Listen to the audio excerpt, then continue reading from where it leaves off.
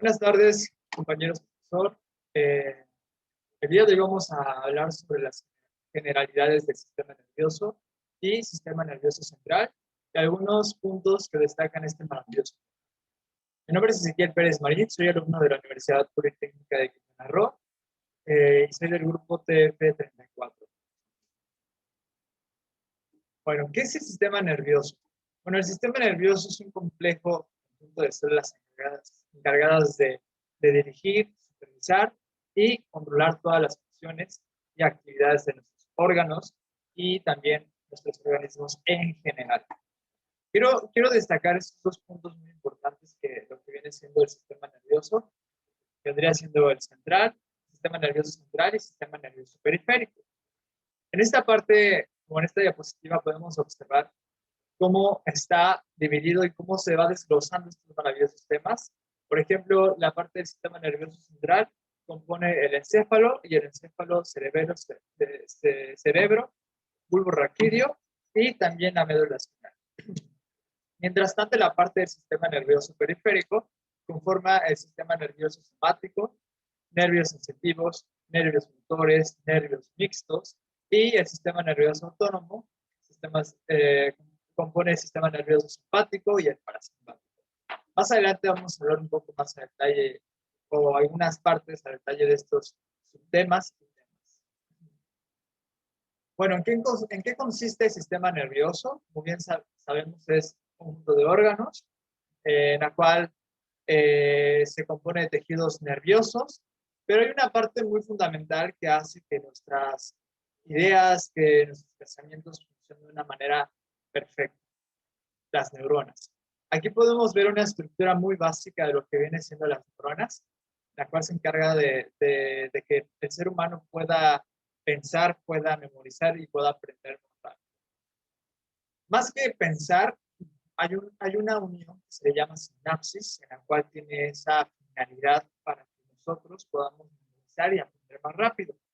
Pero antes de llegar a ese punto, quiero mencionarle algunos de los nombres de la estructura de la neurona. Por ejemplo, las dendritas, el núcleo, el cuerpo celular, el axón, la mielina, la célula de Schwab y la terminación del axón.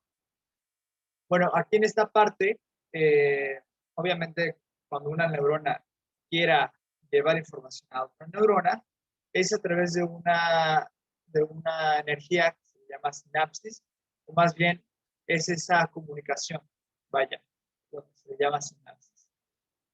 También nosotros llevamos energía, llevamos información, ya sea químico o eléctrico, pero normalmente el ser humano compone lo que viene siendo la energía química. Quiero presentarles esta imagen que es básicamente como si fuera el cuerpo, ¿no?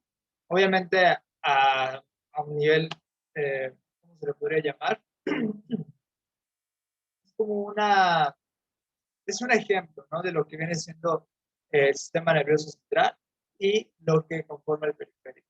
Por ejemplo, si tenemos una computadora, sería como el sistema nervioso central, que en este caso sería el cerebro, y los receptores y los efectores vendrían conformando todos esos cables que le dan movimiento o energía a lo que sea. En este caso, el sistema nervioso periférico.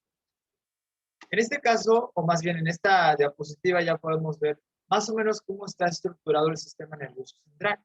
Como pueden observar, tenemos el cerebro, el mesencéfalo, el puente de Baroglio, el bulbo raquídeo, y también la médula espinal, que destaca estos puntos que vendría siendo el cervical, el torácico, lumbar, la sacra.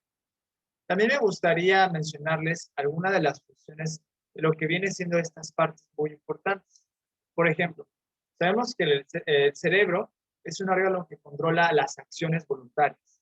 Se relaciona con el aprendizaje, la memoria y las emociones.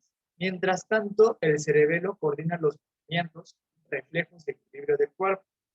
Y el bulbo raquídeo dirige las actividades de los órganos internos, como por ejemplo la respiración, los latidos del corazón, la temperatura corporal, etc. Mientras tanto, la médula espinal se conecta al encéfalo y se extiende a lo largo del cuerpo por lo anterior de la columna vertebral. También quería destacar el punto del sistema nervioso periférico. Lo que hace este sistema es que engloba todos los nervios que salen del sistema nervioso central hacia todo el cuerpo. Está constituido por nervios y ganglios nerviosos agrupados en lo que viene siendo el sistema nervioso somático y sistema nervioso vegetativo, o también llamado autónomo. Ok. Bueno, en esta parte ya podemos ver cómo está distribuido lo que viene siendo el sistema nervioso central junto al sistema nervioso periférico. Obviamente cada sistema nervioso destaca muchos puntos en la cual se encargan y tienen diferentes funciones. Por ejemplo, regresamos a esta diapositiva. En la parte del somático, lo que hace el somático es que ayuda a generar esos movimientos voluntarios, ¿vale? Por eso destaca lo que vienen siendo los nervios sensitivos, los motores y los mixtos. También es importante tener en cuenta que el cerebro se divide en dos hemisferios, hemisferio izquierdo, hemisferio derecho. Por ejemplo, esta imagen, la pequeña imagen que ven aquí, podemos ver las dos partes de lo que vienen siendo los hemisferios. Cada una tiene diferentes funciones. Por ejemplo, cuando una persona desarrolla más la parte derecha, es cuando esa persona tiene más habilidad como artística, más creativa, no sé, muy artista, vaya. Por ejemplo, la cultura, la música, la creatividad, etc. Mientras tanto, el hemisferio izquierdo es el que se encarga de ser un poco más analítico, no sé, desarrolla la parte del lenguaje escrito. También hay algo muy interesante en esta parte, que el hemisferio derecho, en esta parte del hemisferio derecho, controla la mano izquierda, mientras tanto el hemisferio izquierdo controla los movimientos de la mano derecha. O sea, es como si fueran una X, ¿no? O sea, intercambiaran lo que viene siendo las funciones. Bueno, también, como ya había mencionado, el sistema nervioso central es uno de los componentes más importantes, porque es el encargado de llevar cierta información para lo que viene siendo el sistema nervioso periférico y así haga sus funciones.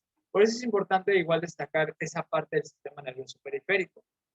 Si se dan cuenta, en el sistema nervioso periférico destaca la parte somática que ya les había comentado, son los movimientos voluntarios y el autónomo involuntarios. Me gustó más esta parte porque es algo tan impresionante que a veces no nos damos cuenta y no sabemos por qué reaccionamos de tal forma. Por ejemplo, en la parte autónoma o el sistema nervioso autónomo, el ser humano cuando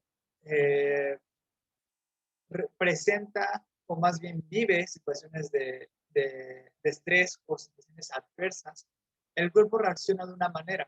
Por ejemplo, cuando nosotros estamos haciendo ejercicio, cuando estamos en una, no sé, por ejemplo, un terremoto, nuestro cuerpo funciona de una manera de alerta, ya sea de lucha y de huida. Esto ya lo había platicado, ya lo había mencionado, ya lo había expuesto en mi tema de las clases anteriores, y la verdad me pareció muy interesante porque es cuando nuestro sistema simpático está en funcionamiento, está en alerta, y diferentes partes de lo que vendrían siendo los nervios hacen su función en cada expresión de movimiento que hace el ser humano. Mientras tanto, el parasimpático vendría siendo todo lo contrario. Si el simpático es como de alerta, el parasimpático es más que nada esa parte de relajación. Un ejemplo, cuando estamos comiendo, cuando estamos en una película o incluso cuando estamos durmiendo, ¿vale?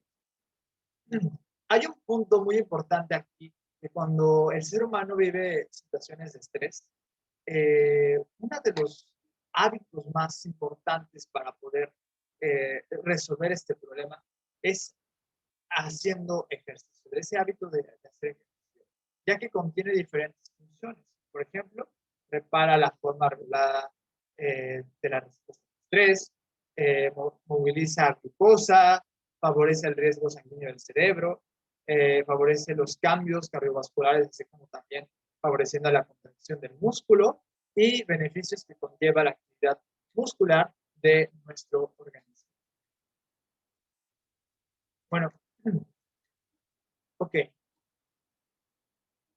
También sabemos que las células más importantes que tiene nuestro cuerpo vendrían siendo las neuronas, ya que son una suma importancia para su correcto funcionamiento y el encargado de transmitir información sensorial, como ya había mencionado, ¿vale? Las neuronas también son células especializadas que perciben estímulos de todas las partes de nuestro cuerpo. Esta parte, como ya había mencionado la estructura, vamos a hablar igual sobre su función. Bueno, las neuronas a su vez mandan las respuestas para que los órganos y otras capacidades físicas funcionen adecuadamente. Si no fuera por las neuronas, las personas no harían lo que hacen en su vida cotidiana. Es por ello que muchos jóvenes, o más bien, más que jóvenes, personas que nacen con discapacidades a nivel neurológico. Por ejemplo, los niños con, no sé, parálisis cerebral, obviamente es un problema neuronal, podría ser de nacimiento o incluso no podría ser de nacimiento.